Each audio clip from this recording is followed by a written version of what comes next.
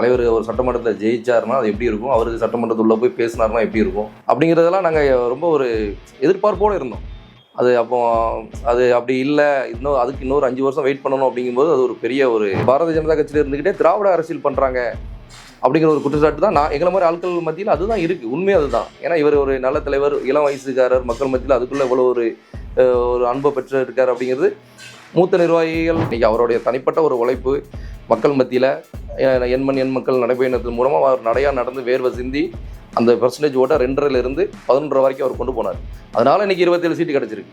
இன்றைக்கி நீங்கள் அவருக்கு ஒரு வாய்ப்பு இல்லாமல் நீங்கள் வாய்ப்பு இல்லாத சொல்ல உருவாக்கிட்டீங்க. ஒரு கேண்டிடேட் இருக்கிறாங்க, 6 முறை 7 முறை நீங்கள் வாய்ப்பு கொடுக்குறீங்க, அவங்களால ஜெயிக்க முடியல, ஒரு சூழல் அப்படி இருக்குது. அதுப்போ நீங்கள் மறுபடியும் அவங்களுக்கே நீங்கள் கொடுக்குறீங்களே அப்படின்னு சொல்லி ஒரு ஆதங்கம்.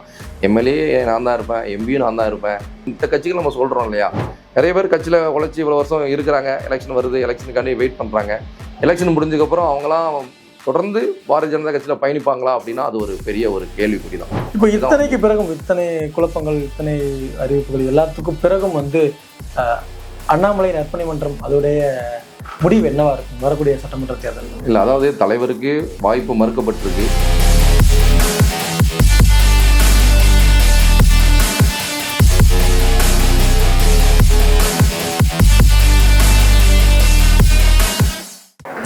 வணக்கம் பிரதர். வணக்கம். சட்டமன்ற பொதுத் தேர்தலுக்கான வேட்பாளர்கள், அதாவது பாஜகவில் இருந்தும் அறிவிக்கப்பட்டு 27 தொகுதிகளுக்கான பாஜக வேட்பாளர்கள் அறிவிக்கப்பட்டு முழு வீச்சில் வேட்புமனு தாக்கலும் எல்லாரும் செஞ்சுட்டு இருக்காங்க. எல்லோருமே எதிர்பார்த்த ஒரு நபர் அண்ணாமலை அவர்கள். கண்டிப்பா அவருக்கு இந்த முறை கொடுப்பாங்க, வேட்பாளராக அவரை நியமிப்பாங்க அப்படிங்கிற மாதிரி தான் எல்லாருமே பேசிட்டு இருந்தோம். ஆனா அந்த வேட்பாளர் பட்டியல் வெளியானதுக்கு பிறகு அவருடைய பேர் இல்லை அப்படிங்கிறது பயங்கரமா ஒரு பெரிய ஒரு அதிர்வலை ஏற்படுத்துனுச்சு மாநிலம் முழுவதுமே. ஸோ நீங்க அதை எப்படி பாக்குறீங்க? தனிப்பட்ட முறையில அண்ணாமலை அவர்கிட்ட இருந்து ஏதாவது அழைப்பு வந்ததா, இல்லை நீங்க உங்க கட்சிக்குள்ள இருந்து ஏதாவது பேசுற மாதிரி, இல்லை பாஜகக்குள்ள இருந்து நற்பணி மன்றத்தின் மூலமா ஏதாவது ஒரு தகவல் வந்ததா உங்களுக்கு? இல்லை, அதாவது தலைவர் நிற்கலை அப்படிங்கிறது எங்களை மாதிரி அவரை நேசிக்கக்கூடியவர்களுக்குலாம் பெரிய ஒரு வருத்தம். ஏன்னா அது தலைவர் சீட்டு கேட்கலைங்கிற மாதிரி சொல்கிறாங்க, கட்சியிலேருந்து அவருக்கு கொடுக்கலைங்கிற மாதிரிலாம் நிறைய விமர்சனங்கள் வந்தது. எதுவாக இருந்தாலும் தலைவர் நிற்கலை அப்படிங்கிறது எங்களுக்கு ஒரு பெரிய ஒரு வருத்தமான விஷயம்தான். ஏன்னா நாங்கள் நிறைய ஒரு கற்பனை உலகத்தில் இருந்தோம். தலைவர் ஒரு சட்டமன்றத்தில் ஜெயிச்சாருன்னா அது எப்படி இருக்கும், அவருக்கு சட்டமன்றத்துள்ள போய் பேசினார்னா எப்படி இருக்கும், அந்த சட்டமன்றம் எப்படி இருக்கும் அப்படிங்கிறதெல்லாம் நாங்கள் ரொம்ப ஒரு எதிர்பார்ப்போடு இருந்தோம். அது அப்படி இல்லை, அதுக்கு இன்னொரு 5 வருஷம் வெயிட் பண்ணணும் அப்படிங்கும்போது அது ஒரு பெரிய ஒரு வருத்தமாக தான் இருக்குது. ஆனால் ஒரு சொல்கிற விஷயங்கள் என்னென்னா, பாரதிய ஜனதா கட்சியிலேயே சில பேர் அவர் சீட்டு கொடுக்காம ஒதுக்குறாங்க அப்படிங்கிற மாதிரி இருந்தது. சில ஆட்கள் அவர் இல்லை, அவர் கட்சி எனக்கு இப்போ சீட்டு வேண்டாம் அப்படின்னு சொல்கிற மாதிரி இருந்தது. ஆனால் எதாக இருந்தாலும் அவர் நிற்கலை அப்படிங்கிறது எங்களுக்கு ஒரு பெரிய ஒரு வருத்தம் தான். ஏன்னா அவர் சட்டமன்றத்தில் பேசணும், அப்புறம் அவர் சிஎம் ஆகணும் அப்படிங்கிற ஒரு தான் எங்களை மாதிரி ஆட்களுடைய நம்ம அப்போ தான் நல்லாயிருக்கும் மக்களுக்கு அப்படின்ட்டு. அது இல்லாத எங்களுக்கு ஒரு பெரிய வருத்தம் தான். இந்த வேட்பாளர் பட்டியலில் அண்ணாமலை அவர்களுடைய பேர் இல்லாததுக்கு மிக முக்கிய காரணமா கட்சியில் இருக்கவங்களுடைய பேர்களே அடிபடுது. அது உண்மையா, நீங்க எப்படி பாக்குறீங்க? இல்லை, அதுக்கு அதிகமான வாய்ப்புகள் இருக்கு, அது உண்மைதான். ஏன்னா ஒரு சிலர், எல்லாரும் இல்லை, ஒரு சிலர் மூத்த நிர்வாகிகள் பாரதிய ஜனதா கட்சியுடைய மூத்த நிர்வாகிகள் என்ன பண்ணுறாங்க, திமுகவோட அவங்களுடைய இணைந்து செயல்படுற மாதிரியான ஒரு விஷயங்கள் நிறைய நடக்குது. அவங்க என்ன திமுக திராவிட கட்சிகளோட கைகோர்த்துக்கிட்டு பதவிக்கும் பணத்துக்கும் ஆசைப்பட்டு அவங்க சில விஷயங்கள் செய்கிறாங்க அப்படிங்கிறது தான் எங்களை மாதிரி மக்களுடைய மனநிலை அதுதான் இருக்குது. அவங்க பாரதிய ஜனதா கட்சியில் இருந்துக்கிட்டே திராவிட அரசியல் பண்ணுறாங்க அப்படிங்கிற ஒரு குற்றச்சாட்டு தான் எங்களை மாதிரி ஆட்கள் மத்தியில் அதுதான் இருக்குது. உண்மை அதுதான். ஏன்னா இவர் ஒரு நல்ல தலைவர், இளம் வயசுக்காரர், மக்கள் மத்தியில் அதுக்குள்ளே இவ்வளோ ஒரு அன்பை பெற்று இருக்கார் அப்படிங்கிறது மூத்த நிர்வாகிகளுக்கு அது பெரிய அளவுக்கு ஏற்றுக்கொள்ள முடியாத ஒரு சூழல் அப்படி இருக்குது அப்படிங்கிறது தான். அதனால தான் இவர் ஒதுக்கப்படுறாரு அப்படிங்கிறது தான் 100% உண்மையாக இருக்கும்னு நாங்கள் நம்புகிறோம். ஏன்னா இப்போது 4ஆம் தேதி மே 4 நாங்கள் ஒரு பெரிய ஒரு எதிர்பார்ப்போடு இருக்கோம். நான் ஏன் நிற்கலை அப்படிங்கிறத நான் 4ஆம் தேதி பேசணும்னு சொல்லி தலைவர் சொல்லியிருக்காரு. அதனால் அப்போ கண்டிப்பாக நம்ம நினைக்கிற விஷயங்கள் அது உண்மையா இல்லையாங்கிறது கண்டிப்பாக 4ஆம் தேதி தெரியறதுக்குள்ள வாய்ப்புகள் இருக்கு. ஆனால் தொடர்ச்சியா இந்த இவங்களுக்குலாம் அவரே பதில் கொடுத்திருந்தாரு. நிறைய சோசியல் மீடியாக்கள்லாம் நான் என்னோட பேர் வேட்பாளர் பட்டியல் இல்லாததுக்கு நிறைய காரணங்கள் சொல்லப்படுது. ஆனா நான் என்னுடைய விருப்பத்தின் பேர்ல தான் நான் நிக்கல, கட்சியினுடைய மேலிடத்துக்கு நான் முன்னாடியே கடிதம் எழுதிட்டேன் அப்படிங்கிற மாதிரி அவர் சொல்லியிருந்தாரு. அவர் இவ்வளவு தூரம் தெளிவா விவரிச்ச பிறகும் நம்ம அதை பத்தி குழப்பிட்டு இருக்கிறதுல எதுவும் நியாயம் இருக்கு? இல்ல, அப்படி இல்ல. அவங்களுக்கு மாநில தலைவர் என்ன சொல்றாரு, இந்த 27 பேர் பட்டியல் டெல்லிக்கு நாங்கள் அனுப்பிச்சிருக்கோம், அதில் அண்ணாமலை அவரோட பேர் இருக்குன்னு சொன்னார். அவர் அது சொன்னார்ல, அதாவது இப்போ இப்போ என்ன கேட்கும்போது என்ன சொல்கிறாரு, தலைமை டெல்லி முடிவு பண்ணுற விஷயம்னு சொன்னார். அது அப்பவும் அதையே சொல்லியிருக்கலாமே. அதை பற்றி நான் எதுவும் சொல்ல முடியாது, டெல்லி முடிவு பண்ணுற விஷயம்னு சொல்லி அவர் சொல்லியிருக்கலாம்ல. ஆனால் அவர் பேர் இருக்குன்னுலாம் சொன்னார். அது ஒன்று. அப்புறம் பார்த்தீங்கன்னா வானதி சீனிவாசன் அவங்க என்ன சொன்னாங்க, ஒரு பிஎம் வரவேற்கிற பட்டியலில் அவருடைய பேர் இருந்தது, அவர் தான் வரலைங்கிற மாதிரி சொன்னாங்க. அப்புறம் அந்த லிஸ்ட்டை போட்டு விட்டு நிறைய பேர் அதில் பேர் இல்லைங்கிற மாதிரிலாம் சொன்னாங்க. அப்போ அதெல்லாம் வந்து அவருடைய பேருக்கும் புகழுக்கும் கலங்க விளைவிக்கக்கூடிய ஒரு செயலாக இருக்குமோ எங்களுக்கு அதுதான் சந்தேகமாக வருது. இப்போ அவர் கூப்பிட்டு, இப்போ நீங்கள் என்ன பேரை போட்டு எனக்கு அந்த ஒரு வேலையை நீங்கள் கொடுக்கல, நான் எப்படி போய் செய்ய முடியும்? நீங்கள் கொடுக்கல, நான் வரல. அப்போ நீங்கள் என்ன ப்ரொமோட் பண்ணுறீங்க, அவர் வரல அப்படிங்கிறதானே சொல்கிறீங்க. அப்போ அவர் மோடியை வந்து இவர் மதிக்கலையா, அவருடைய ப்ரோக்ராமே இவர் வந்து நிராகரிக்கிறாரா, இவர் அவரை பெரிய ஆளாயிட்டாரா அப்படிங்கிற விமர்சனங்கள் வருதில்ல. அப்படி வருதில்ல. அப்போ அதுக்குள்ள வழிய சூழ்நிலையை நீங்கள் தானே உருவாக்குறீங்க. தலைவர் வேண்டாம்னு சொல்லிட்டார், ஓகே. அப்போ நீங்கள் என்ன பண்ணிக்கணும், இல்லை அவர் தம்பி நிற்கலன்னு சொல்கிறாரு, அந்த மாதிரி விஷயங்கள் இருக்கு. இல்லாட்டா அதை பற்றி நீங்கள் அவரை பற்றின விஷயங்கள் நீங்கள் சொல்லாமல் கடந்தே போயிடலாமே. இதே இடத்துலதான் வானதி சீனிவாசன் அவர்கள் சொல்றாங்க, அண்ணாமலையுடைய அன்பு படையில நானும் ஒருத்தி அப்படிங்கிற மாதிரி சொல்றாங்க. சரி, அது உண்மையாக இருந்தால் சந்தோஷம்தான். ஆனால் அது 100% வாய்ப்பு இல்லை. அது அவங்க ஒரு இதெல்லாம் சொல்கிறாங்க. இல்லை அதான் சொல்கிறேன், அதே வானதி சீனிவாசன் அவங்க தான் தலைவர் தம்பியோட பேர் இருந்தது, நான் கேட்டேன், தம்பி வரல அப்படின்னு சொல்லி சொன்னாங்க, நான் என்னென்னு கேட்குறேன்னு சொல்லி அவங்க தானே சொல்கிறாங்க. அது சொல்ல வேண்டிய தேவையில்லையே, தம்பி வரல என்னன்னு தெரியலன்னு சொல்லிட்டு போயிடலாமா? பேர் இருந்தது வரலைங்கிறத நீங்கள் மென்ஷன் பண்ணும்போது தான் அப்போ அவருடைய பிரதமருடைய ப்ரோக்ராமையே இவர் நிராகரிக்கிறாரா, அதுக்கு வராமல் போகிறாரா? அப்போ அண்ணாமலைன்னா அவ்வளோ பெரிய ஆளா, அப்படி கட்சிக்கு எதிர்த்து வேலை பார்க்குறாராங்கிற ஒரு சூழல் விமர்சனங்கள் தொடர்ந்து வருது இல்லை. அதுக்கு ஒரு சூழலை வந்து அவங்க உருவாக்குறாங்க அப்படிங்கிறத நம்ம சொல்கிறோம். இப்போ அண்ணாமலை அவர்களை தாண்டி அவர் யாருக்கெல்லாம் வந்து ஆதரவு கொடுத்திருந்தாரோ, அவருக்கு இவங்களாம் வரணும், வேட்பாளர்களா வரணும்னு ஆசைப்பட்டாரோ, அவங்க யாருக்குமே வந்து இடம் மறுக்கப்பட்டிருக்கு அப்படிங்கிறதையும் வந்து திரும்ப எல்லாரும் சொல்லிட்டு இருக்காங்க. இல்லை, உண்மையாக அதுதான். நம்மளும் என்ன சொல்கிறேன்னா, உங்களுக்கு 27 தொகுதி நீங்கள் கொடுத்துருக்காங்க, நம்ம அதை இல்லைன்னு சொல்லலை. ஆனால் அதில் வந்து நமக்கான தொகுதி என்ன அப்படிங்கிற ஒரு இது இருக்குது. அதுவும் வந்து 27 தொகுதியில் வந்து அதிகமான தொகுதி வந்து நமக்கான வாய்ப்பு இல்லாத தொகுதிங்கிற மாதிரிலாம் விமர்சகர்கள் சொல்கிறாங்க, அரசியல் விமர்சகர்கள் சொல்கிறாங்க.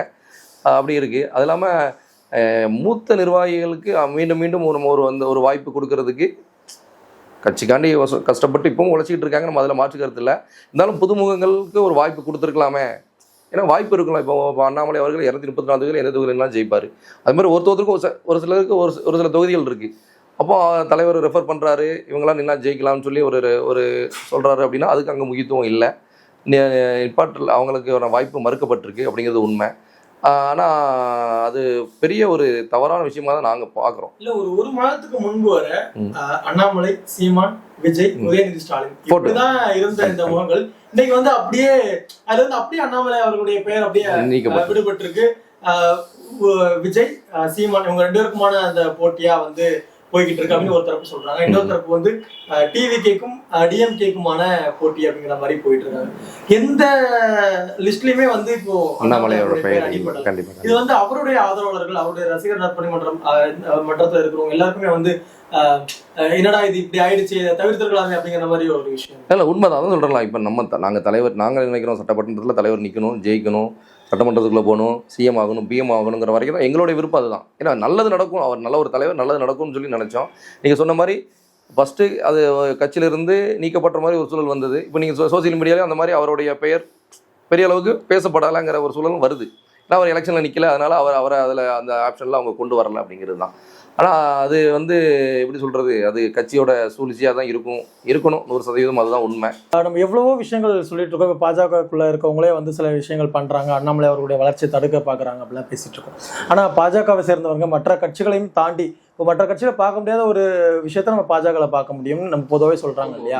இவங்க வந்து கட்சியினுடைய நலம் சார்ந்து இயங்கக்கூடியவங்க, தேசம் சார்ந்து இயங்கக்கூடியவங்க, எல்லோரையும் அரவணைச்சு போகக்கூடியவங்க, கடைக்கோடியில் இருக்கவங்க கூட மேன்மை நிலைக்கு வரைய முடியும் அப்படிங்கிறதான பாஜகவினர் எடுத்து சொல்லக்கூடிய ஒரு முக்கியமான விஷயமா இருக்குது. அப்படியே அண்ணாமலை எனக்கு மட்டும் தொடர்ச்சியாக இந்த விஷயங்களை பண்ணுறது இல்லை. அதுதான், அதாவது இப்போ நான் 30 வருஷமாக அதில் நான் பயணம் பண்ணுறேன், நிறைய விஷயங்கள் தியாகம் பண்ணி நான் பண்ணியிருக்கேன். ஆனால் எனக்கு மக்கள் மத்தியில் உள்ள வரவேற்பை தாண்டி 3 வருஷத்தில் வந்த ஒரு மனிதருக்கு அந்த ஒரு மக்கள் மத்தியில் ஒரு வரவேற்பு கிடைக்கிது அப்படிங்கிறத என்னால் ஏற்றுக்க முடியணும் இல்லைங்களா. நான் ஏற்றுக்கிட்டால் அது ஓகே. ஏற்றுக்க முடியல அப்படிங்கிற பட்சத்தில் அவரை ஒதுக்கப்படுறாரு, அப்போ அவருக்கு ஒரு முக்கியத்துவம் கொடுக்கக்கூடாத ஒரு சூழல் வந்து உருவாக்குற மாதிரி எங்களுடைய மனநிலைமை அப்படி தான் இருக்குது. உண்மையும் அதுதான். நீங்கள் 30 வருஷமாக நீங்கள் அரசியலில் சில விஷயங்கள் தொடர்ந்து பண்ணுறீங்க. அதை வந்து ஒரு 3 வருஷத்தில் ஒருத்தர் பண்ணி அது பெரிய ஒரு மாற்றத்தை கொண்டு வந்துட்டார். மக்கள் அந்த அந்த சூழலுக்கு அப்படி ஒரு தலைவர் தேவை, நல்லது அப்படின்னு நினச்சி அவரை வந்து மக்கள் ஓரளவுக்கு அவர் மேலே அன்பு வைக்கிறாங்க, அவரை ஆதரவு பண்ணுறாங்க. அதை வந்து முன்னோடியான தலைவர்களால் அதை பெரிய அளவுக்கு ஏற்றுக்க முடியல அப்படிங்கிறது தான் ஒரு பெரிய காரணம். இங்கே நம்ம உட்காந்துக்கிட்டு அவரை வந்து ஒதுக்குறாங்க, அவர் வருத்தத்தில் இருக்கார் அப்படின்னு நம்ம பேசிகிட்டு இருக்கோம். ஆனால் அங்கே அவர் வந்து யார் ஒதுக்குறாங்க அப்படின்னு நம்ம நினைக்கிறோமோ, வெளியில் ஊடகங்கள் யுவங்களாக பேசிகிட்டு இருக்காங்களோ அவங்களுடைய நாமினேஷனுக்காக போய் நின்றுட்டு இருக்கிறாரு. அவர் தான் வந்து வேட்புமனுவை தாக்கல் பண்ணுறாரு கூட இருந்து, அப்படிங்கிறதெல்லாம் நம்ம பார்க்க முடியுது இல்லையா இப்போ. ஸோ இப்போ அவர் மறைமுகமாக பதில் சொல்கிறாரா? அப்படிலாம் இல்லை, இங்கே எந்த பிரச்சனையும் இல்லை, நான் நல்லா தான் இருக்கேன், நான் சந்தோஷமாக தான் இருக்கேன், எனக்கு இங்கே யாரும் என்னை ஒதுக்கல அப்படிங்கிற மாதிரி அவர் சொல்கிறாரா? இல்லை, அதாவது எப்படி சொல்கிறது, அது வந்து ஒரு தலைமை இல்லைங்களா. இப்போ டெல்லி நமக்கு தலைமை டெல்லி தான். டெல்லி கொடுக்குற வேலையை நம்ம செஞ்சாகணும். டெல்லி வந்து இன்றைக்கி நீங்கள் நாமினேஷன் தாக்கல் பண்ண இந்த இடத்துக்கு போகணும்னு சொன்னால் நாங்கள் போகிறேன். டெல்லி நீங்கள் தமிழ்நாடு ஃபுல்லாக பிரச்சாரம் பண்ண சொல்லுது, நான் பண்ணுறேன். அதாவது எலெக்ஷனில் நிற்கணும் அப்படிங்கிற விஷயம் வந்து அவர் என்ன அது வந்து என்னோட தனிப்பட்ட விஷயங்கள் மாதிரி அவர் நினைக்கிறார். ஏன்னா எம்பி எலெக்ஷனுக்கு அவர் அப்பவும் சொன்னாங்க, அவர் எனக்கு அது விருப்பம் இல்லைன்னு சொல்லி சொன்னார். ஆனால் டெல்லி கட்டாயப்படுத்துறதுனால அவர் நிற்க வேண்டிய சூழல் வந்துச்சுங்கிற மாதிரி சொன்னாங்க. எம்எல்ஏ எலெக்ஷனுக்கு போன டைமில் அப்படி தான் சொன்னாங்க.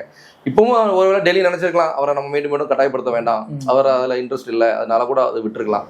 ஆனால் பிரச்சாரங்கிறது ஒரு கட்சியில் உள்ள எல்லா தொண்டர்களும் பண்ணக்கூடிய விஷயம் தானே. இப்போ நாமினேஷன் தாக்கல் பண்ணும்போது எல்லாரும் அந்த ஏரியாவில் உள்ளவங்க எல்லாரும் போகக்கூடிய விஷயம் தான். ஆனால் இவருக்கு மக்கள் மத்தியில் அதிகமான ஒரு செல்வாக்கு இருக்குங்கிறதுனால கண்டிப்பாக இவர் போனால் அந்த இடத்துல நல்லாயிருக்கும், தமிழ்நாடு ஃபுல்லாக ஒரு பிரச்சாரம் பண்ண நல்லா இருக்கும்னு சொல்லி டெல்லி அவருக்கு அந்த ஒரு வாய்ப்பை கொடுத்துருக்கு. இப்போ நான் இப்போ எங்களை மாதிரி சாமானியன் மக்கள் அவர் மேலே உள்ள ஒரு பெரிய அன்பு வச்சவங்க நாங்களாம் என்ன கேட்குறோம் அப்படின்னா, எடப்பாடியார் என்ன சொல்கிறாரு, நாங்கள் கூட்டணி கட்சிக்கு ஒதுக்குற சீட்டு வந்து அவங்களுடைய ஓட்டு பெர்சன்டேஜை வச்சு நான் ஒதுக்கணும்னு சொல்லி அவர் சொன்னார். அவர் கிருஷ்ணசாமி அவருக்கு சீட்டு கேட்ட விஷயத்தில் அவர் பேசும்போது சொன்னார். அப்போ இன்றைக்கி அவர் 27 சீட்டு பிஜேபிக்கு ஒதுக்கியிருக்காரு இல்லைங்களா. அப்போது அந்த 27 சீட்டு இவர் இந்த 11% வாங்க போய் தானே ஒதுக்குறாரு அப்படிங்கிறது எங்களோட இது கண்ணோட்டம் தானே. இல்லை, நீங்கள் பழைய அவர் வரதுக்கு முன்னாடி 2.5% ஓட்டு பிஜேபிகிட்ட இருந்ததுன்னு சொல்லி சொன்னாங்க. அந்த 2.5% ஓட்டுக்கு அவர் இந்த 27 சீட்டை கொடுத்துருப்பாரா? இல்லை, நீங்கள் இன்றைக்கி அவர் அண்ணாமலையை ஒதுக்குறாங்க அப்படின்னா அது சாத்தியமில்லாத ஒரு விஷயங்கிறதுக்காண்டி நம்ம சொல்கிறோம். அவர் இல்லைன்னா பிஜேபி தமிழ்நாட்டில் இல்லை அப்படிங்கிறதுக்காண்டி நம்ம அதை சொல்ல வரோம். இன்றைக்கி அவருடைய தனிப்பட்ட ஒரு உழைப்பு மக்கள் மத்தியில் எண் மக்கள் நடைபயணத்தின் மூலமாக அவர் நடையாக நடந்து வேர்வை சிந்தி அந்த பெர்சன்டேஜ் ஓட்டை 2.5லேருந்து 11 வரைக்கும் அவர் கொண்டு போனார். அதனால் இன்றைக்கி 27 சீட்டு கிடச்சிருக்கு. இன்றைக்கி நீங்கள் அவருக்கு ஒரு வாய்ப்பு இல்லாமல் நீங்கள் வாய்ப்பு இல்லாத சூழலை உருவாக்கிட்டீங்க. நீங்கள் மூத்த தலைவர்களாக இருக்கட்டும் யாரோ சேர்ந்து அந்த ஒரு சூழல் நீங்கள் உருவாக்கிட்டீங்க. ஆனால் இன்றைக்கி நீங்கள் இந்த 27 சீட்டில் போட்டி போட்டு எனக்கு அந்த தொகுதி இந்த தொகுதின்னு போட்டி போட்டு நிற்கிறீங்க அப்படின்னா அந்த சீட்டு தலைவர்னால வந்தது. நாங்கள் அப்படி தான் நினைக்கிறோம். உண்மை அதுதான். இந்த 27 சீட்டு இல்லை, நீங்கள் 2.5%க்கு அவர் 5 சீட்டு தான் கொடுத்துருப்பாரு. இந்த 27 பேர் நீங்கள் நிற்க முடியுமா?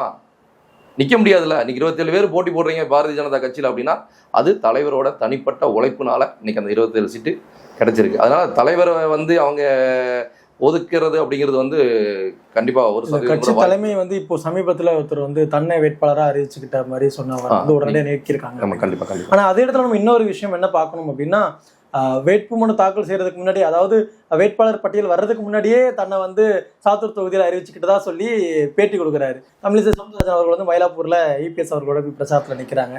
ஆனால் எங்கோ ஒரு இடத்துல யாரோ ஒருத்தர் செய்யறத வந்து குற்றமா சொல்லி அவங்க எப்படி நம்ம பதில் வந்து தூக்க முடியும்? உண்மை அப்படிங்கிற கோபம் இருக்கு. உண்மையில பெரிய கோபம் அது வந்து. ஏன்னா அது எப்படி அவர் சொல்லலாம் எனக்கு இந்த தொகுதி தான்ங்கிறத வந்து அது வந்து ஒரு சாதாரண வேற ஒரு வேட்பாளர் சொன்னா கூட ஒன்றும் இல்லை. ஒரு மாநில தலைவராக இருக்கிறாரு, அவர் நான் சாத்தூரில் நிற்க போகிறோம்னு சொல்லி டிக்ளேர் பண்ணதுக்கு முன்னாடியே அவர் சொன்னார். இதே தான் அவர் என்ன பண்ணார், போன எலெக்ஷனில் நிற்கும் போதே திருநெல்வேலி தொகுதியில் அவர் நிற்கும் போது அவர் என்ன பண்ணாருன்னா இதை மாதிரி டிக்ளேர் பண்ணதுக்கு முன்னாடி முந்தின நாளே போய் ஒரு நாமினேஷன் தாக்கல் பண்ணார். அப்பவும் கட்சி ஒரு பெரிய அளவுக்கு ஒன்றும் நடவடிக்கை எடுக்கல. இப்போ ஒரு மாநில தலைவராக இருக்காரு, இப்போவும் அவர் சாத்தூரில் தொகுதியில் நிற்க போகிறோம்னு சொல்லி சொன்னார். ஆனால் அதுதான் சொல்கிறேன். அப்போ நீங்கள் வந்து தவறு பண்ணுறவங்களுக்கு கொடுக்குற முக்கியத்துவத்தை நல்லது பண்ணுற ஒரு மனிதருக்கு கட்சி கொடுக்க மறுக்குது அப்படிங்கிற மாதிரி தானே எங்களை மாதிரி ஆட்களுக்கு அதுதானே தோணும். அதுதான் உண்மை. அண்ணாமலை அவரோட அரசியல் தான் இப்போ இந்த சூழலுக்கு உண்டான அரசியல். அவர் என்ன நினைக்கிறாருன்னா உழைக்கிற எல்லாத்துக்கும் வாய்ப்பு கொடுக்கணும்னு நினைக்கிறார். எனக்கு இல்லைன்னா பரவாயில்ல, உழைக்கிற எல்லாத்துக்கும் வாய்ப்பு கொடுக்கணும்னு நினைக்கிறார். புதுக்கோட்டையில் நடந்த ஒரு அந்த மீட்டிங்கில் அப்படி தான் அந்த புதுக்கோட்டை மாவட்ட தலைவர் வந்து எல்லாமே ரெடி பண்ணிவிட்டு அவர் அப்பவும் ஸ்டேஜில் உட்காரல. மீட்டிங் ஸ்டார்ட் பண்ணிட்டாங்க, ஆனால் அவர் ஸ்டேஜில் இல்லை. அவர் ஆட்கள் உள்ளே வர்ற இடத்துல கொஞ்சம் நெருக்கடியாக இருக்குன்ட்டு அங்கே தான் அவரோட பணி பார்த்துட்டு. அப்போ அவருடைய அந்த கட்சியோட கட்சி மேலே அவர் வச்சிருக்க அன்பை பாருங்கள். இதே இது வேற எல்லா தலைவரும் பாருங்கள், ஃபர்ஸ்டெல்லாம் மேலே ஏறி போய் உட்காருவான். இப்போ அண்ணாமலை அவர்களை வேட்பாளராக அறிவிக்கலை. அதே நேரத்தில் நம்ம இந்த பக்கம் பார்க்கணும் அப்படின்னா திரும்பி வானதி சீனிவாசனில் இருக்கட்டும், தமிழிசை சவுந்தரராஜனாக இருக்கட்டும், மற்ற எல்லாருமே அவங்கவுங்களுடைய கொடுக்கப்பட்ட பணிகளில் தீவிரமாக இயங்கிக்கிட்டு இருந்திருக்காங்க. எல்லோருமே பொதுவாக வந்து கட்சிக்காக உழைக்க தான் செஞ்சுருக்காங்க. இப்போ ஒரு பக்கம் இவருக்காக நான் ஆதரவாக இருக்கேன் அப்படிங்கிறதுக்காக அவங்களுடைய உழைப்பை வந்து நம்ம குறை சொல்ல முடியாது இல்லையா, அவங்கள வந்து நம்ம விமர்சிக்க முடியாது இல்லையா. ஏன்னா இப்போ இந்த வேட்பாளர் அறிவிச்சதுக்கு அப்புறமா வந்து தொடர்ச்சியாக வானதி சீனிவாசன் அவர்களையா இருக்கட்டும், தமிழிசை அவர்களா இருக்கட்டும், கீழே வந்து எல் முருகன் அவர்களா இருக்கட்டும், நிறைய விமர்சனம் கொடுத்துருந்தாங்க. இதெல்லாம் நீங்கள் எப்படி பார்க்குறீங்க? இல்லை, அதாவது ஒருத்தவங்க அதை எப்படி சொல்கிறது, அவங்களோட வருத்தத்தில் அந்த மாதிரியான ஒரு விமர்சனம் வைக்கிறாங்க. ஆனால் நான் என்ன சொல்கிறேன்னா, ஒருத்தர் உழைப்பு இருக்குது, நம்ம இல்லைன்னு சொல்லவே இல்லை. இப்போ ஒரு கேண்டிடேட் இருக்கிறாங்க, 6 முறை 7 முறை நீங்கள் வாய்ப்பு கொடுக்குறீங்க, அவங்களால ஜெயிக்க முடியல, ஒரு சூழல் அப்படி இருக்குது. அதுப்போ நீங்கள் மறுபடியும் அவங்களுக்கே நீங்கள் கொடுக்குறீங்களே அப்படின்னு சொல்லி ஒரு ஆதங்கம். எம்எல்ஏ நான் தான் இருப்பேன், எம்பியும் நான் தான் இருப்பேன், அப்படி உயர் பதவி எல்லாமே அப்படிங்கிறது வந்து அது எப்படி சாத்தியமாகும்? நீங்கள் வந்து மித்த கட்சிகள் நம்ம சொல்கிறோம் இல்லையா, நீங்கள் அப்பா மகன் அப்படின்னு சொல்லி சொல்கிறீங்க, ஒரே பதவி எல்லாத்துக்கும் அப்படி. நீங்கள் வந்து இங்கே ஆள் இருக்கிறாங்க, முன்னாடி உள்ள பாரதிய ஜனதா கட்சியில் ஆள் இல்லை. நீங்கள் அதனால் ஒருத்தருக்கு வந்து 4 பொறுப்பு நீங்கள் கொடுக்கலாம், ஒரு 4 வேலைகளை நீங்கள் கொடுக்கலாம். இப்போ வந்து நீங்கள் உங்களால் பொறுப்பு கொடுக்க முடியாத அளவுக்கு நீங்கள் கட்சி வளர்ந்து நிற்குது இல்லைங்களா. அப்போ நீங்கள் வந்து ஏன் அப்படி அடுத்தடுத்து ஒரே ஆட்களுக்கு நிறைய ஒரு வாய்ப்புகளை தொடர்ந்து கொடுக்குறீங்க? அது வந்து அவங்களால சக்ஸஸ் பண்ண முடியாத ஒரு சூழல் இருந்தும் நீங்கள் திரும்ப கொடுக்குறீங்களா அப்படிங்கிற ஒரு ஆதங்கத்தில் தான் அவங்க பதிவு பண்ணுறாங்க. அது தப்பு தான், நம்ம அதை வந்து நம்ம ஆதரிக்கலை. ஆனால் இப்போ அது எப்படி சொல்கிறேன், இப்போ தலைவர் வந்து நீங்கள் 30 வருஷம் பண்ணுற விஷயங்களை வந்து ஒரு மனிதர் வந்து 3 வருஷத்தில் பண்ணுறாரு. அப்போ அவர் பண்ணுற விஷயங்கள் வந்து இப்போ இந்த சூழலுக்கு ஏற்ற ஒரு அரசியலாக இருக்குது, மக்கள் விரும்பக்கூடிய ஒரு அரசியலாக இருக்குது. அப்போ அவங்களுக்கான அங்கீகாரத்தை நீங்கள் ஏன் கொடுக்க மறுக்கிறீங்க அப்படிங்கிற ஒரு ஆதங்கம் தான் இல்லைங்களா. இப்போ நீங்கள் வேலை பார்த்துருக்கீங்க, 30 வருஷமாக கட்சியில் இருக்கீங்க, அதில் மாற்று கருத்து இல்லை. ஆனால் உங்களுக்கு உள்ள ஒரு எப்படி சொல்கிறது, உங்கள் மேலே மக்கள் உள்ள ஒரு அன்பு பாசம் வேறு. இப்போது புதுசாக வந்த தலைவர் இவர் நல்லா ஒர்க் பண்ணுறாருன்னா இவர் மேலே வச்சுருக்க ஒரு இது வேறு. அதுக்காண்டி உங்களுக்கு மரியாதை இல்லை அப்படிங்கிற விஷயம் இல்லை, இவருக்கான அங்கீகாரம் கொடுக்கறதுக்கு நீங்கள் தடையாக இருக்கீங்களோ அப்படிங்கிற ஒரு ஆதங்கம் தான். அதோட வெளிப்பாடு தான் அந்த விமர்சனங்கள்லாம். ஆனால் அது தவிர்க்கப்படுறது தான். நம்ம எல்லாம் ஒரே கட்சி தான், அது தவிர்க்கப்படணும். நாங்கள் என்ன சொல்கிறோன்னா, நீங்கள் நல்லா வேலை பார்க்குறவங்களுக்கு ஒரு வாய்ப்பு கொடுங்கன்னு சொல்கிறோம். அது ஒரு அண்ணாமலை அவர்களுங்கிறதுக்காண்டி தலைவருங்கிறதுக்காண்டி நம்ம சொல்ல வரல, யாராக இருந்தாலும். அதை தாண்டி எவ்வளோ பேரும் நிறைய வேலைகள் செய்கிறாங்க. நம்ம சரி அவங்க பேரெலாம் நம்ம மென்ஷன் பண்ண வேண்டாம். என்ன சொல்கிறேன், நீங்கள் அதை விட்டுட்டு தொடர்ந்து இப்போ எல்முருகன் அவரே எடுத்துக்கோங்க, அவர் ஆல்ரெடி மேல் சபையில் இருக்கிறார் இல்லையா. இப்போ அதில் இருந்துக்கிட்டு இங்கே வந்து போட்டியிடணும் அப்படிங்கிற விஷயம் என்ன இருக்குது? அப்போ இங்கே ஆள் இல்லாமையாக இருக்கிறாங்க அப்படிங்கிற விஷயம் தான் நான் ஒருத்தருக்குள்ள ஒரு ஆதங்கமாக அதோட வெளிப்பாடு தான் தொடர்ந்து அந்த விமர்சனங்கள் வருது. ஆனால் அது தவிர்க்கப்படக்கூடிய ஒரு விமர்சனம் தான். இருந்தாலும் கட்சி அதெல்லாம் கருத்தில் மேலிடங்கள் எடுத்துக்கிட்டு அதுக்கு தக்கான செயல்பாடுகள் கட்சியில் இருந்தால் நல்லாயிருக்கும்னு அவங்க நினைக்கிறேன். இப்போ இந்த முடிவு வந்து வாக்குப்பதிவை சிதைக்கும் அப்படின்னு நீங்கள் நினைக்கிறீங்களா? பாஜகவுக்கு ஒரு பெரிய அடியாக இருக்கும் அப்படின்னு நினைக்கிறீங்களா? இல்லை, தலைவர் கண்டிப்பாக அது ஒரு பெரிய ஒரு பேக்பேராக தான் இருக்கும், அதில் எந்த மாற்று கருத்தும் இல்லை. இருந்தாலும் இப்போவும் தலைவர் தேர்தல் பிரச்சாரம் பண்ணுறாரு அப்படிங்கிறதுனால ஓரளவுக்கு நம்ம எதிர்பார்க்கலாம். சரி, பரவாயில்ல, தலைவர் வராரு, அதில் தேர்தல் பணியில் அவர் ஈடுபட்டிருக்காரு அப்படிங்கிறதுனால. ஆனால் அவருக்கான முக்கியத்துவம் கட்சியில் குறையிற அப்படி ஒரு சூழல் தொடர்ந்து இருக்குது அப்படின்னா அது வந்து பாரதிய ஜனதா கட்சிக்கு வந்து ஒரு பெரிய ஒரு இழப்பு தான். அது எலெக்ஷனாக இருக்கட்டும், கட்சி சார்ந்த எந்த விஷயங்களாக இருக்கட்டும், அது வந்து கண்டிப்பாக பெரிய ஒரு இழப்பு தான். நிறைய பேர் கட்சியில் உழைச்சி இவ்வளோ வருஷம் இருக்கிறாங்க, எலெக்ஷன் வருது, எலெக்ஷனுக்காண்டி வெயிட் பண்ணுறாங்க. எலெக்ஷன் முடிஞ்சதுக்கப்புறம் அவங்களாம் தொடர்ந்து பாரதிய ஜனதா கட்சியில் பயணிப்பாங்களா அப்படின்னா அது ஒரு பெரிய ஒரு கேள்விக்குறி தான். அது எலெக்ஷனுக்கு அப்புறம் தான் அது தெரியும். ஆனால் யாருமே கட்சியை விட்டு வேறு கட்சிக்கு போயிடுவாங்க அப்படிங்கிறது இல்லை, விலகி இருக்கக்கூடிய வாய்ப்புகள் நிறைய இருக்குது. ஏன்னா அவங்களுடைய ஆதங்கம் டெய்லி நம்மகிட்ட பேசுகிறவங்க நிறைய பேர் சொல்லக்கூடிய விஷயங்கள் ஆதங்கம் அதுதான். ஒரு நல்ல மனிதனை ஒதுக்குறாங்க, ஒரு வாய்ப்பு கொடுக்கல. அது இல்லாமல் சரி அவர் தான் ஓகேன்னா அவர் சார்ந்து இருந்தவங்களுக்காண்டி நிறைய பேர் புறக்கணிக்கப்படுறாங்க. கட்சியில் நிறைய வேலைகள் பார்த்தவங்க, கட்சிக்காண்டி நிறைய உழைச்சவங்கலாம் தொடர்ந்து புறக்கணிக்கப்படுறாங்க. ஒரு 5 பேர் தான் தமிழ்நாட்டில் பாரதிய ஜனதா கட்சி, அந்த 5 பேர் தானா அப்படிங்கிற ஒரு 5 பேர் 6 பேர் தானா, அது கீழே உள்ளவங்களாம் அப்படி அவங்க கட்சியில் இருக்காங்களா இல்லையா, அவங்களுக்கான முக்கியத்துவம் கொடுக்கப்படுறதா இல்லையா அப்படிங்கிற கேள்விலாம் நிறைய மக்கள் மத்தியில் இருக்குது. கட்சியில் உள்ள நிர்வாகிகள் மத்தியில் ரொம்ப அதிகமாகவே அந்த கேள்விகள் இருக்குது. அதனால் அவங்க தொடர்ந்து பயணிக்கவா வேண்டாமா, இப்போவுமே நம்ம இந்த பிஜேபி கட்சிக்கு ஓட்டு போடவா, தேசிய ஜனநாயக கட்சிக்கு ஓட்டு போடவா, நம்ம அங்கே போடவா இங்கே போடவான்னு அவங்க இப்போவுமே அதில் ஒரு தெளிவான ஒரு சிந்தனையில் இல்லை, குழப்பத்தில் தான் இருக்காங்க. ஏன்னா தலைவருக்கு அது கொடுக்கலையேங்கிற ஒரு ஆதங்கம் மட்டும்தான் அவங்க மனசில் மேலோங்கி நிற்கிது தவிர நம்ம தேசிய ஜனநாயக கூட்டணி ஜெயிக்கணும் அப்படிங்கிறத தாண்டி நம்ம தலைவர் ஒதுக்கப்படுறாரு அப்படிங்கிற ஒரு ஆதங்கம் தான் அவங்க மத்தியில் இருக்கு. ஓகே, இப்போ நம்ம யாரெல்லாம் விமர்சனம் பண்ணுறாங்களோ, அதாவது அண்ணாமலை அவர்களுடைய ஆதரவாளர்கள் யாரெல்லாம் விமர்சனம் பண்ணுறாங்களோ அவங்க எல்லோருமே வந்து இந்த முறை வந்து தொகுதியெல்லாம் மாறி மாறி நிற்கிறாங்க. ஸோ இவங்களுடைய வெற்றி முகம் எப்படி இருக்கும்னு நீங்கள் நினைக்கிறீங்க? இல்லை, அதுவே ஃபர்ஸ்ட் பெரிய, அதாவது இப்போ நிறைய வேட்பாளரை பாருங்கள், 5 மட்டும் 6 மட்டும் 7 மட்டும் ஒரே தொகுதியிலேருந்து ஜெயிக்கிறாங்க இல்லைங்களா. இப்போ உங்களுக்கு ஒரு வாய்ப்பு கிடைக்கிறதே கஷ்டம் தானே. அப்போ நீங்கள் தொகுதியை விட்டு நம்ம மாற வேண்டிய சூழல் ஏன் வருது? இப்போ ஜெயிச்ச தொகுதி நம்ம தொகுதியை விட்டு மேலே மாற வேண்டிய சூழல் ஏன் வருது அப்படிங்கிற ஒரு பெரிய கொஸ்டின் இருக்குது. நம்ம மேக்ஸிமம் நல்ல விஷயங்கள் தொடர்ந்து பண்ணியிருந்தோம்னா நம்ம மாற வேண்டிய சூழல் வருமா அப்படிங்கிற ஒரு விஷயம் இருக்குல்ல உங்களுக்கு. அது நீங்கள் ராசியை பார்த்தோம் எனக்கு அது அது அப்படிங்கிற மாதிரிலாம் நீங்கள் சொன்னீங்க, எனக்கு இந்த தொகுதியை விட்டு அந்த தொகுதி போனோம் அப்படிலாம் சில வேட்பாளர்கள் சொல்கிறாங்க அப்படின்னா அது ஏற்றுக்கூடிய விஷயமா இல்லைல்ல. இப்போ நீங்கள் களத்தில் நின்றுருக்கீங்க, ஜெயிச்சிருக்கீங்க, அப்போ நீங்கள் அந்த மக்களுக்கு தொடர்ந்து செஞ்சீங்கன்னா நீங்கள் மக்கள் அந்த ஆதரவு கொடுக்க போகிறாங்க, மேலும் மேலும் நீங்கள் தான் ஜெயிக்க போகிறீங்க. அந்த தொகுதி மாறி போக வேண்டிய சூழல் வருமா? கண்டிப்பாக வரதுக்குள்ள வாய்ப்பு இல்லை. அப்போ நீங்கள் ஜெயிச்சிட்டீங்க, இந்த 5 வருஷத்துல அந்த தொகுதிக்கு என்ன செஞ்சீங்க நீங்கள் சொன்னீங்கன்னா ஓட்டு போட போகிறாங்க. நீங்கள் செய்யலைன்னா நீங்கள் மாறி தான் போகணும். அந்த ஒரு சூழல் தான் அப்படி தான் நாங்கள் பார்க்குறோம். உண்மையாக அதுதான். நீங்கள் செஞ்சுருந்தீங்கன்னா ஆட்டோமேட்டிக்காக நீங்கள் அந்த தொகுதி அதிலே நிற்க போகிறீங்க. நீங்கள் நின்று அது போனதுக்கு போட அதிகமான ஒரு வாக்கு வித்தியாசத்தில் நீங்கள் ஜெயிக்க போகிறீங்க. நீங்கள் இந்த தொகுதியெல்லாம் செஞ்சுருக்கோம்னு சொல்லி நீங்கள் ஓட்டு கேட்க போகிறீங்க. நீங்கள் நம்ம அது சப்போஸ் சரியாக பண்ணலை, சரியாக நம்ம அதில் மக்களுடைய ஒரு ஒரு தொடர்பில் இல்லாமல் இருந்திருந்தால் நம்ம வேறு தொகுதிக்கு போகக்கூடிய சூழல் கண்டிப்பாக வரும். இப்போ இத்தனைக்கு பிறகும் இத்தனை குழப்பங்கள், இத்தனை அறிவிப்புகள் எல்லாத்துக்கும் பிறகும் அண்ணாமலை நற்பணி மன்றம் அதோடைய முடிவு என்னவா இருக்கும் வரக்கூடிய சட்டமன்ற தேர்தல்? இல்லை, அதாவது தலைவருக்கு வாய்ப்பு மறுக்கப்பட்டிருக்கு. அது தலைவர் வேண்டான்னு சொன்னாரா இல்லை கட்சி மூலமாக அது நிராகரிக்கப்பட்டதா அப்படிங்கிறத தாண்டி தலைவர் எந்த முடிவு எடுத்தாலும் மன்றம் அவர்களுடைய தொடர்ந்து பயணிக்கும். அதை தாண்டி தலைவர் இந்த தேர்தலில் திராவிட முன்னேற்ற கழகம் அதாவது திமுகவை தோற்கடிக்கணும் அப்படிங்கிறது ஒற்றை நோக்கத்தில் தான் தலைவரோட தேர்தல் பணிகள் தொடர்ந்து அப்போ உயர்ந்திருக்கு. அதுதான் எங்களோட நிலைப்பாடும். அதுதான் இப்போ நம்ம மன்றத்தில் உள்ள நிர்வாகிகள் எல்லாத்தையும் நம்ம சொல்கிற விஷயங்கள் அதுதான். திமுக தோக்கணும், அதுக்கான வேலைகளை நம்ம தலைவரோட கைகோர்த்து நம்ம செய்யணும் அப்படிங்கிறத சொல்லி தான் நம்ம எல்லா மாவட்ட தலைவர்களும் நம்ம சொல்லியிருக்கிறோம். நம்முடைய ஒற்றை நோக்கம் திமுகவுக்கு எதிராக தேர்தல் பணி செய்யணும், திமுகவை தோற்கடிக்கணும் அப்படிங்கிறது தான். நிச்சயமா பொறுத்திருந்து பார்ப்போம் காலம் என்ன பதில் சொல்லுது அப்படின்னு சொல்லிட்டு நேரத்துக்கு நன்றி. ரொம்ப நன்றி.